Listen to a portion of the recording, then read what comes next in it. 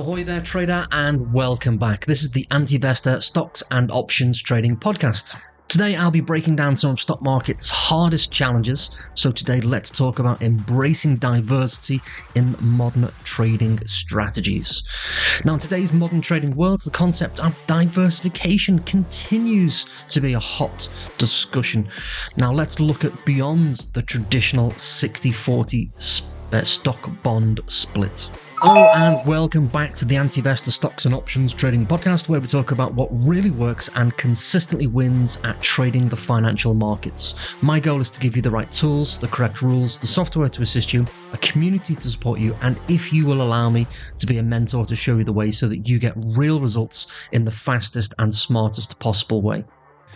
Now then, as a seasoned trader, I have come to appreciate that there's more than just the traditional diversification that's mentioned in dusty old textbooks. And the value of diversification is more than that stock bond split. Diversifying beyond that and into strategies over just a simple diversification is important. So let's look at how diversification has evolved. So beyond the traditional assets classes, you can explore alternative investments like commodities. Again, traditionally, we would look at a stock-bond split.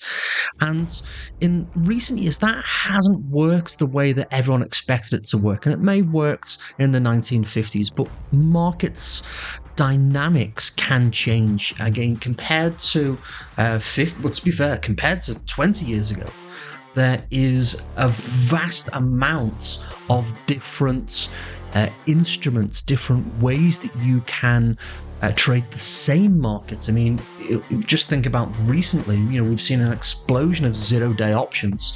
If you go back to the 70s, there was only call options. Prior to then, there was no options. So things change, and how you can change and profit from the markets.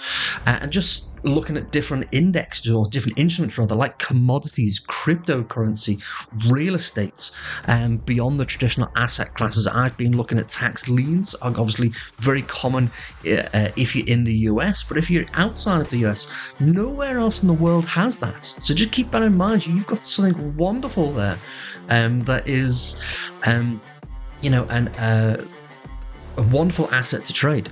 So you can have different markets beyond the stock markets. You can also look at, which is what I've always preferred to do, is have strategy diversification and have a mix of day trading, swing trading, and if you want, long-term investment approaches. The way that I mix it up, I've always described it as get paid at the end of the day, at the end of the week, at the end of the month, at the end of the quarter, and I rarely go beyond the quarter. More recently, I brought my own trading down to the end of the day and the end of the week. I've gone really short-term focused. Given the market dynamics, they have changed for the way that I prefer to change, and no doubt they'll come back in sync for some of the longer-term stuff that I prefer to do. And primarily that's because I prefer to use options as an alternative to stock. Again, it's more capital efficient from my point of view. So I've just had to make a few course corrections in my own trading. You can also look at geographical diversification, invest in the global markets. Now, here's a kicker that is a benefit. Again, compared to 20 years ago, we've seen an explosion in ETFs, exchange-traded funds. And if you want exposure to Russia without putting your money in Russia, well, guess what? There's an ETF for that that's listed on the US markets. Just think about that for a moment. So you can get global exposure without your money ever leaving a US brokerage account. Again, I'm obviously US focused, so I'm going to be talking in the US context, even though I'm in the UK.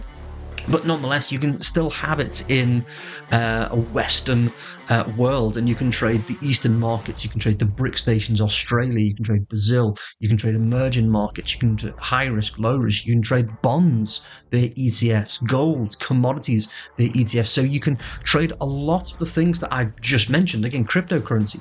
You can trade a lot of these things technically via a stock. because the ETFs essentially, for all intents and purposes, behave like a stock. So you can have a lot of diversification without moving out of one asset class, the stock and stock markets, but be exposed to cryptocurrencies, real estate, buy and hold investing.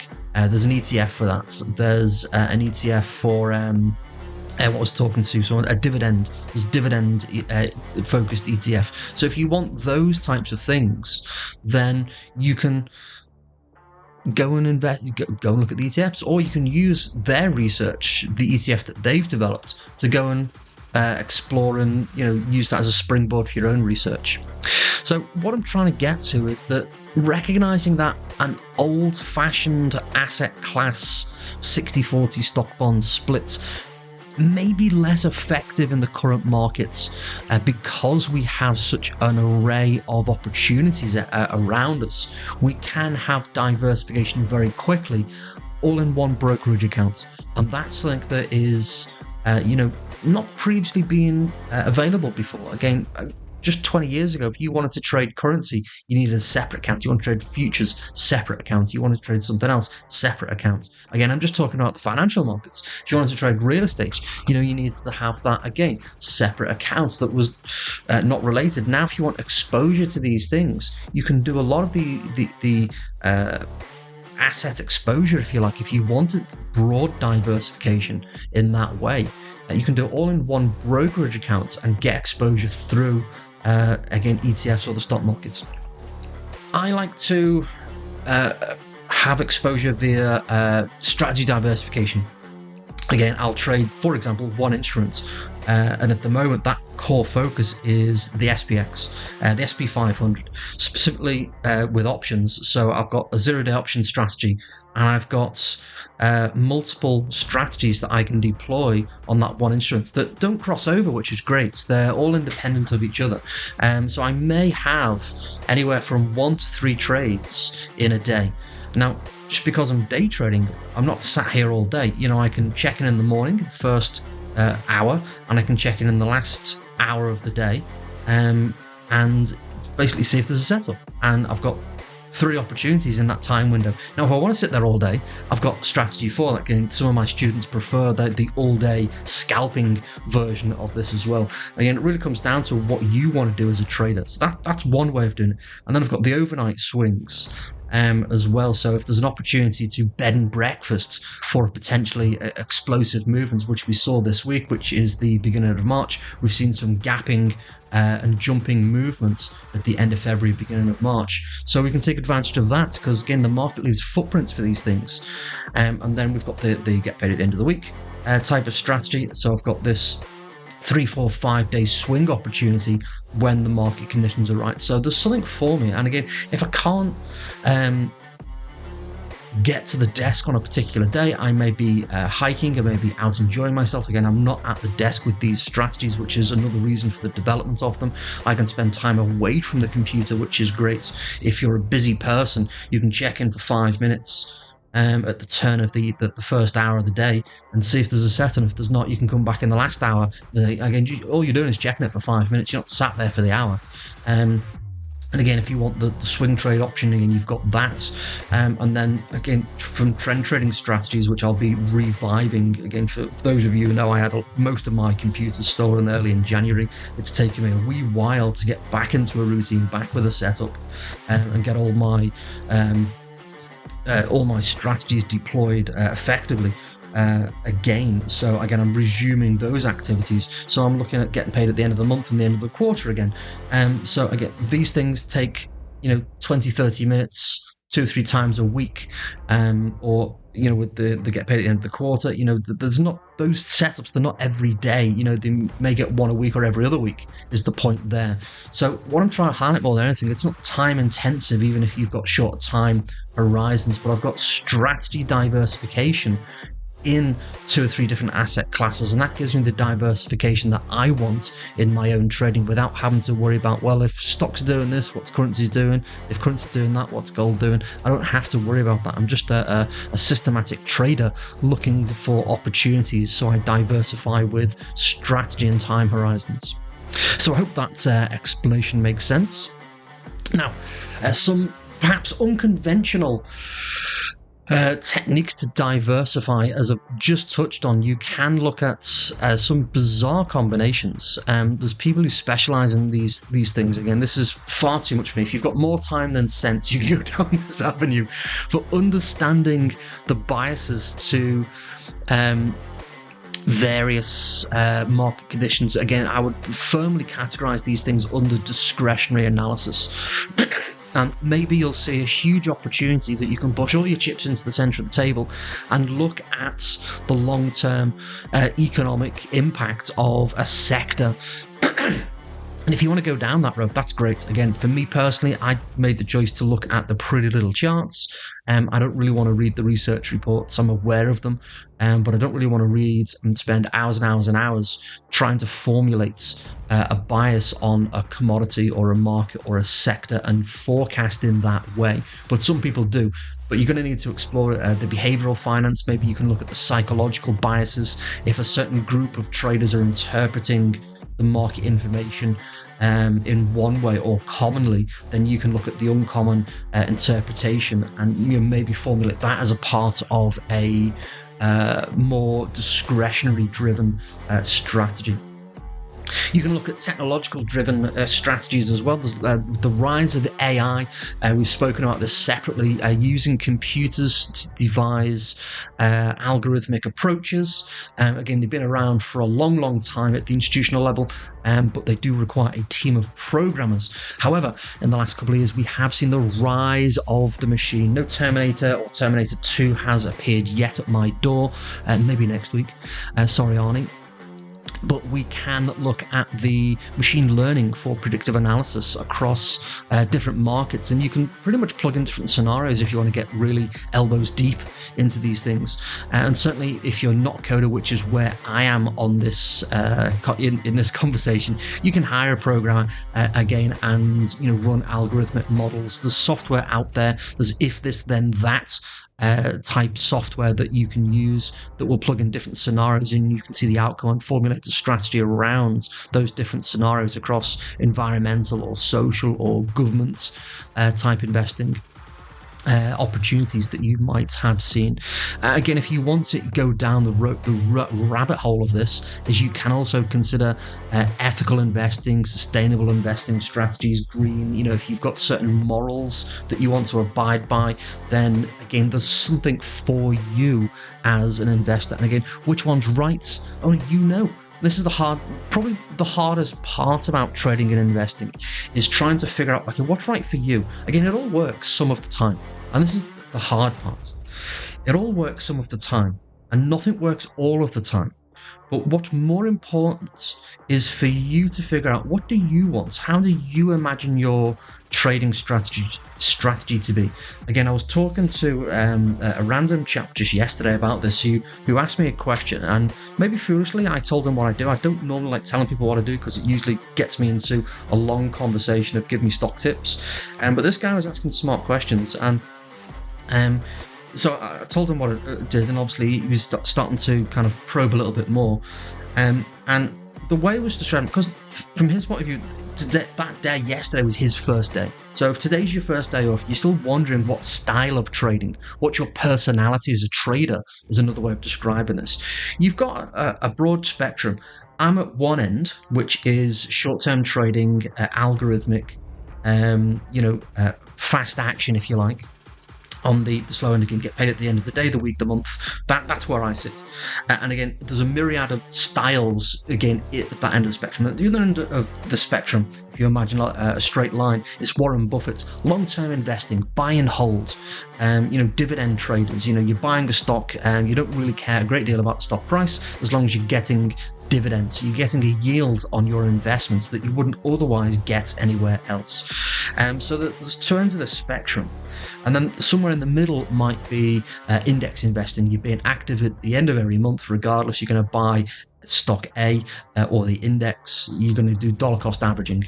And that's kind of smack bang in the middle. You've got all the benefits of long-term investing, the buy and holds, but you're also actively engaged in the market every month or every quarter. You've got that somewhere in between. So there's that spectrum that you've got. So where do you want to be? Do you want to be Warren Buffett reading newspapers, company reports?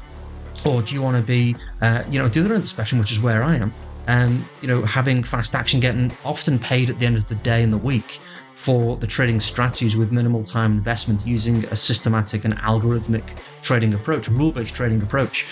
So this broad range of spectrums that you've got. So where do you want to be? How do you imagine yourself to be? Do you want your feet up reading the newspaper, or do you want to be at the hard right edge of the charts, looking for opportunities? And then you can go even further down that spectrum. If you want to be an all-day trader and be pew pew pew like it's Nintendo, you can certainly do that. The strategies that you can get. I've got one or two somewhere in the archives of my courses programs that can do that for you. But where do you imagine? Again, if you're not sure, then a simple way of doing this is back into it. How much time do you have available to dedicate to trading? If it's all day every day and you've got the capital available, then maybe fast action, the all day trading, is where you're at the moment. I did it for 12 years. It's very profitable, but eventually you might grow out of it. I know it became not enjoyable after about 12 years, but I didn't realize until about year 14. But it becomes not enjoyable after a while. You can burn out from that fast action quite intensively, and many people do. But where do you want to be? But if you want to be engaged in the markets and you've got half an hour in the day, then maybe swing trading is for you. Day trading's out the equation because you've not got the time to commit to it. If you've got a few times, if you can check in 2 or 3 times during the day, maybe my strategies are for you. If you want to just check things at the end of the month, you want to be involved in the markets but really passively, maybe dollar cost averaging is something for you. If you want long-term investing and you want to read the company reports and you want to be Warren Buffett style, but have a portfolio of, say, half a dozen good quality stocks over a 5 or 10 year time horizon, then maybe the Warren Buffett style is for you. And it's certainly not something that I deal with at all.